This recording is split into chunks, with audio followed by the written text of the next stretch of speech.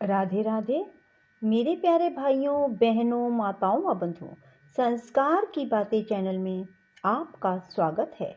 बंधुओं, आज बड़ा बुधवार मैं आपके लिए लाई हूँ भगवान श्री गणेश की कथा। बंधुओं, बुधवार को श्री गणेश की कथा सुनने मात्र से आपके कार्यों में आने वाले सभी विघ्न बाधाएं दूर होंगे और आपके सभी काम बनते चले जाएंगे। बंधुओं, पूर्ण विश्वास और सच्ची निष्ठा के साथ ही इस कथा को सुनना और कथा सुनते समय मन इधर उधर मत भटके, अर्थात एकाग्र मन से कथा को सुनना। बंधुओं, यदि आपने हमारे चैनल को अब तक सब्सक्राइब नहीं किया तो जरूर करें और बेल आइकन दबाना ना भूलें, ताकि आपको हमारी आने वाली सभी वीडियोस की जानकारी सबसे पहले हो सके। बंधुओं, वीडियो को पूरी सुनने के बाद कमेंट बॉक्स में जय गणेश भगवान की लिखना ना भूलें। बंधुओं, अब आप हमारे साथ फेसबुक पर भी जुड़ सकते हैं, जिसका लिंक मैं नीचे डिस्क्रिप्शन में दे रही हूँ। सूत जी बोले, त्रिपुर विजय के पश्चात देवताओं ने श्री गणेश जी का भक्ति भाव से पूजन किया। उसके पश्चात भी वे समय समय पर उनकी उपासना करके सिद्धि प्राप्त करते। हे शौनक, एक समय पुनः अवसर उपस्थित हो गया जब देवताओं से गणेश रुष्ट हो गए और अपनी भूल ज्ञात होने पर उन्होंने पुनः उनको मनाया। शौनक ने भक्ति पूर्वक सूत जी के समक्ष मस्तक झुकाया और बोले, सूत जी, हे पुराण वेता पुरुष, वरदराज की कथा में मुझे बड़ा आनंद आ रहा है। देवताओं को पुनः किस विघ्न का सामना करना पड़ा और उन्होंने किस प्रकार छुटकारा पाया, वह सब मेरे प्रति कहने की कृपा करें। सूत जी बोले, हे शौनक, वह कथा भी कहता हूँ, ध्यान पूर्वक सुनो। देवगण एक बार गोमती के पवित्र तट पर यज्ञ करने लगे, किंतु उस यज्ञ में अनेक विघ्न आने लगे। तब उन्होंने भगवान विष्णु के पास जाकर निवेदन किया, हे बैकुंठनाथ, हमारे यज्ञ में बार बार विघ्न उपस्थित हो रहा है, उसके निवारण का उपाय बतलाइए। भगवान विष्णु ने मुस्कुराकर कहा, देवताओं, तुमने गणेश जी का पूजन नहीं किया होगा, इसलिए वे रुष्ट हो गए होंगे। यदि विघ्नों से बचना है तो सर्वप्रथम उनका पूजन करो और उसके पश्चात यज्ञ करो, फिर कोई भी विघ्न उपस्थित नहीं होगा। भगवान की बात सुनकर देवगण गोमती तट पर लौट गए और ब्रह्मा जी के नेतृत्व में गणपति पूजन करने लगे।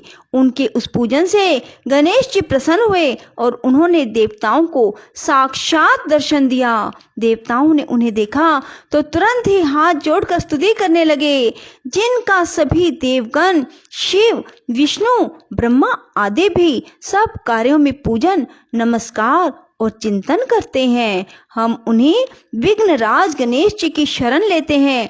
हे गणेश्वर, आपके समान मनोवांछित फल प्रदान करने वाला अन्य कोई देवता नहीं है। त्रिपुर असुर वध के समय शिव जी ने आपका ही पूजन करके विजय प्राप्त की थी। हे अंबिका नंदन, हमारे इस यज्ञ के विघ्नों को दूर कीजिए। देवताओं द्वारा वरदराज के बाल रूप का स्मरण होने के कारण वे उन्हें बाल रूप में ही दिखाई देने लगे। यह देखकर शिव जी ने विनोद पूर्वक कहा, गणपति, तुमने बहुत दूध पिया है, फिर लंबोदर क्यों नहीं हो जाते? सबके देखते देखते वे लंबोदर और दीर्घकाय हो गए। देवताओं ने पुनः उनकी स्तुति की और अंत में बोले, हे लंबोदर, हे गणपते, हम आपकी शरण हैं, हमारे विघ्नों को नष्ट कीजिए। गणेश जी ने कहा, देवगण, चिंता ना करो, अब तुम्हारे यज्ञ में कोई विघ्न उपस्थित नहीं होगा। सभी बाधाओं का अंत हो चुका है, अपना यज्ञ आरंभ करो। ऐसा कहकर वरदराज अंतर्ध्यान हो गए। देवताओं ने उनकी प्रतिमा स्थापित कर पुनः पूजन किया और पुष्पांजलि आदि द्वारा संतुष्ट करके यज्ञ अनुष्ठान का अभ्यास किया। इस बार उनके यज्ञ में कोई बाधा उपस्थित नहीं हुई। यज्ञ के निर्विघ्न रूप से संपूर्ण होने पर देवताओं को बड़ी प्रसन्नता हुई। वे हर्ष विभोर होकर विघ्न नाशक वरदराज का जय जयकार करने लगे। शौनक जी बोले, हे सूत जी, आपने भगवान वरदराज के पूजन का यह सुंदर उपाख्यान सुनाया, इससे मैं बहुत ही आनंदित हो रहा हूँ। अब आप अन्य कथाएं भी सुनाने की कृपा करें। सूत जी बोले, हे शौनक जी, विघन राज का पूजन सभी युगों में और सभी विशिष्ट जनों द्वारा होता आया है। देखो, एक बार भगवान श्री कृष्ण की योग माया और प्रधान प्रियतमा वृषभानु नंदिनी श्री राधा जी ने भी इनका पूजन किया था। सूत जी बोले, शौनक जी, प्राचीन काल की बात है, कैलाश शिखर पर अनेक देव, दिव्य ऋषिगण, सिद्धगण आदि के साथ ब्रह्मा जी भी एक उच्च आसन पर विराजमान थे। वहीं पर एक अन्य आसन पर भगवान शंकर भी जगत जननी उमा सहित शोभायमान थे। उनके निकट ही गणपति और कुमार कार्तिकेय दोनों ही अन्य बालकों के साथ क्रीड़ा में मगन थे। शिव जी के हाथ में एक दिव्य फल था। वे सोच रहे थे कि इसे किसे दिया जाए। पार्वती जी ने पूछा तो वे कभी कहती गणेश को दे दें और कभी कहती कुमार को।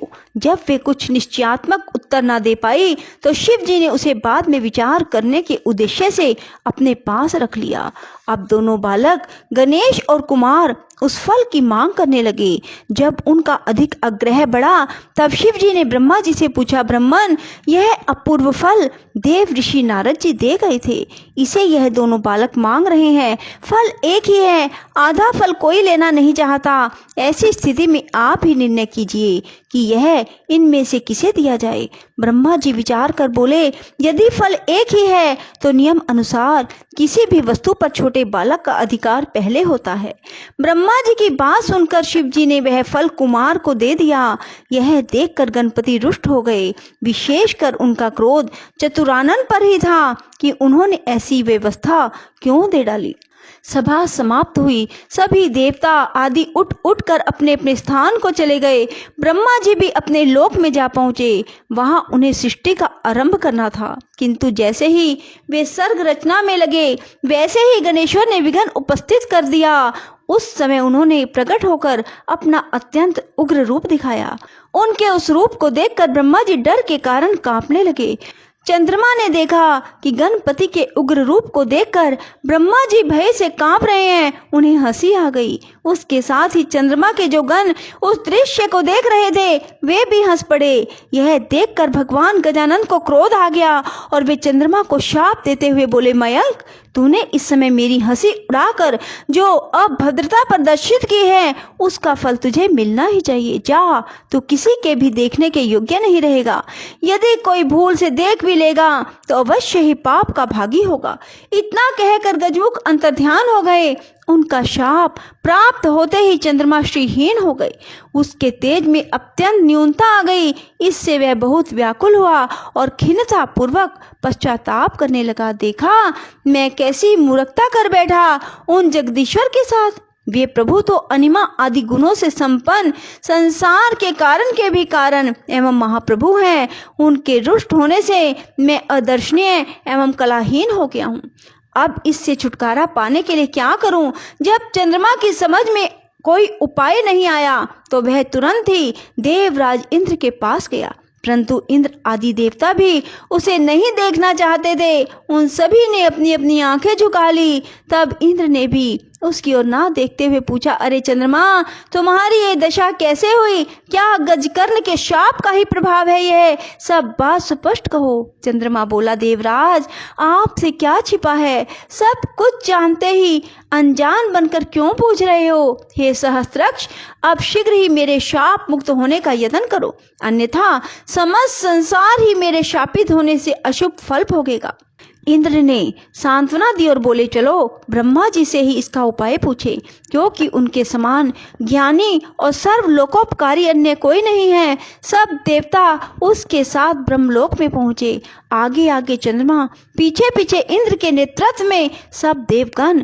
ब्रह्मा जी ने जब यह जाना कि चंद्रमा आ रहा है तो पाप लगने के भय से उन्होंने भी दृष्टि नीची कर ली और बोले, कहो सुधांशु, यहाँ किस अभिप्राय से आना हुआ? अरे, तुम्हारे पीछे तो देवराज इंद्र और समस्त सुरगण ही चले आ रहे हैं। ब्रह्मा जी के प्रश्न का उत्तर सुरपति ने ही दिया।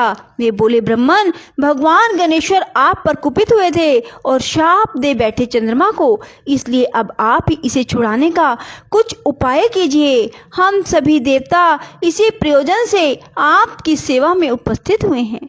चतुरानन ने कुछ विचार कर कहा, उन्हें गणेश्वर प्रभु की शरण लेनी होगी। देवराज, चंद्रमा को आगे करके उन्हीं का पूजन एवं स्तवन करो। ब्रह्मा जी की बात सुनकर भगवान षडानन के पूजन की तैयारी की गई। उनकी प्रतिमा बनाकर षोडश उपचार पूजन एवं भावना पूर्वक स्तोत्र कर निवेदन किया गया, प्रभु इस चंद्रमा पर कृपा कीजिए। उस समय यह अज्ञानवश हंस पड़ा था, किंतु अब इसे अपनी मूर्खता का ज्ञान हो गया है। देवताओं की प्रार्थना पर भगवान गणेश्वर प्रकट हो गए। सभी ने उनका अद्भुत रूप देखकर उन्हें दंडवत प्रणाम किया। तब गणपति प्रसन्न होकर बोले, देवगण, मैं संतुष्ट हूँ एवं जो चाहो वह अभिष्ट वर मांग लो। चंद्रमा ने उनके चरणों में मस्तक रख दिया और अश्रु जल से पदार विंद धोने लगे। गणेश्वर बोले, उठ उठ चंद्रमा, अब संताप ना कर, मैं तुझ पर प्रसन्न हूँ। उसने कहा, प्रभु मुझे शाप मुक्त कीजिए, मेरी कांति नष्ट हो गई है, उसे लौटा दीजिए, मैं अदर्शनीय से दर्शनीय हो जाऊं। नाथ, मेरे अपराध को क्षमा कर दीजिए। गजकर्ण बोले, अच्छा बोल, तुझे 1 वर्ष 6 मास अथवा 3 मास के लिए अदर्शनीय रहना चाहिए अथवा कुछ और चाहता है, शीघ्र ही स्पष्ट बता। चंद्रमा ने कहा, प्रभु मुझे बहुत दंड मिल गया है, अब तो क्षमा कर दीजिए। यह कहकर उसने पुनः दंडवत प्रणाम किया और सब देवता भी उनके चरणों में झुक गए। गणेश्वर ने मुस्कुराते हुए कहा, मैं अपने वचन को मिथ्य कैसे करूं? चाहे सूर्य और सुमेरु अपना स्थान त्याग दें, समुद्र अपनी मर्यादा छोड़ दे अथवा अग्नि शीतल हो जाए, किंतु मेरा वचन मिथ्य नहीं हो सकता। फिर भी मैं तुझे वर्ष में 1 ही दिन के लिए शापित रखूंगा, यथा भाद्र शुक्ल चतुर्थया यो ज्ञान तो अपिवा अभिशापो भय चंद्र भृंश दुख भाग। जाने या अनजाने में भी जो कोई भाद्रपद शुक्ल चतुर्थी को चंद्रमा को देखेगा वही अभिशप्त होगा और वही अधिक दुख का भागी होगा, इसमें कोई संदेह नहीं। भगवान गणेश के इस कृपा पूर्ण वचनों को सुनकर चंद्रमा बहुत प्रसन्न हुआ और समस्त देवगण भी उनकी जय जयकार करने लगे। चंद्रमा ने पुनः निवेदन किया, प्रभो भविष्य में मुझसे इस प्रकार की मूर्खता ना हो और मेरा चित्त आपके चरण कमलों में लगा रहे, ऐसा वर मुझे प्रदान कीजिए। गणेश्वर ने प्रसन्न होकर कहा, ऐसा ही होगा, परंतु मेरे एक अक्षरी मंत्र गम का जप करते रहना। यह कहकर भगवान अंतर्ध्यान हो गए। तब समस्त देवता स्वर्ग लोक को गए, चंद्रमा भी अपने लोक में चला गया। चंद्रमा ने 12 वर्ष तक तपश्चर्या की और गणेश्वर के एकाक्षरी मंत्र का निरंतर जप करता रहा। पवित्र नदी गंगा के तट पर भक्ति पूर्वक एकाग्र मन से उसका वह तप चलता रहा। तभी सहसा एक दिन वह परम प्रभु चंद्रमा के समक्ष प्रकट हो गए। इस समय उनकी रूप छटा देखकर निशापति अवाक रह गया। उसके चित्र में आश्चर्य मिश्रित भय व्याप गया, किंतु शीघ्र ही उसे निश्चय हो गया कि वह साक्षात आदिदेव भगवान गजानन ही है। तो वह हाथ जोड़कर प्रणाम करता हुआ उनकी स्तुति करने लगा। नमामि देव द्विवर दानन तम य सर्व विघ्नम हरते जनानाम धर्म अर्थ कमास्तु नुते अखिला नाम तस्मे नमो विघ्न नाशाये। मैं उन 2 दांतों से युक्त परमेश्वर को नमस्कार करता हूँ जो अपने भक्तों के सभी विघ्नों का हरण करते और सभी के लिए धर्म अर्थ और काम को प्रशस्त करते हैं। उन विघ्न विनाशक परमात्मा गजानन को नमस्कार है। हे प्रभु, मैंने अज्ञानता व जो अपराध किया था उसे क्षमा करके मुझे मेरा पूर्व रूप प्रदान कीजिए। हे नाथ, आप ही मुझे मेरा यह रूप प्रदान कर सकते हैं। हे दया कृपया निधान, आप सभी देवताओं के अधीश्वर, नित्य बोध स्वरूप एवं सत्य हैं। समस्त वेद आपके ही स्वरूप हैं, आपके द्वारा ही उनका प्रतिपादन हुआ है। हे देव, यह जगत आपका ही स्वरूप है, आप ही साक्षात पर ब्रह्म हैं। हे कृपा निधान, विश्व की उत्पत्ति, पालन और प्रलय के भी आप ही एकमात्र कारण हैं, आपका तिरस्कार कोई नहीं कर सकता। भगवान गजकर ने चंद्रमा की ओर कृपा पूर्ण दृष्टि से देखा और मधुर मुस्कान बिखेरते हुए बोले, चंद्रमा, यह तो मैं पहले ही कह चुका था कि तुम प्रत्येक वर्ष केवल एक दिन के लिए ही अदर्शनीय रहोगे। उस दिन तुम्हें जो कोई भी जाने अनजाने देख लेगा वही बस अभिशाप का भागी बनेगा। इस प्रकार तुम्हारी निस्तेजस्विता को ऐसे ही लोग बांट लेंगे।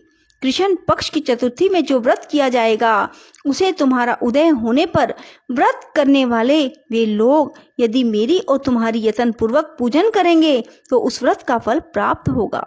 उस दिन तुम्हारा दर्शन अवश्य करना चाहिए, अन्यथा व्रत का फल नहीं होगा। चंद्रदेव, तुम अब भविष्य में अपने एक अंश से मेरे मस्तक में विद्यमान हो जाओ, इससे मुझे तो प्रसन्नता होगी ही, तुम्हारी भी शोभा होगी। प्रत्येक मास के शुक्ल पक्ष की द्वितीया में तुम्हारे दर्शन का बड़ा महत्व रहेगा। उस दिन अधिकांश स्त्री पुरुष तुम्हारे दर्शन का पुण्य लाभ प्राप्त करते हुए तुम्हें नमस्कार किया करेंगे। मैं वर देता हूँ, अब तुम पूर्ववत तेजस्वी, सुंदर और वंदनीय हो जाओ। शौनक इस प्रकार वर देकर भगवान गजानन अंतर्ध्यान हो गए। चंद्रमा अपना पूर्व तेज प्राप्त करके प्रसन्न हो गया।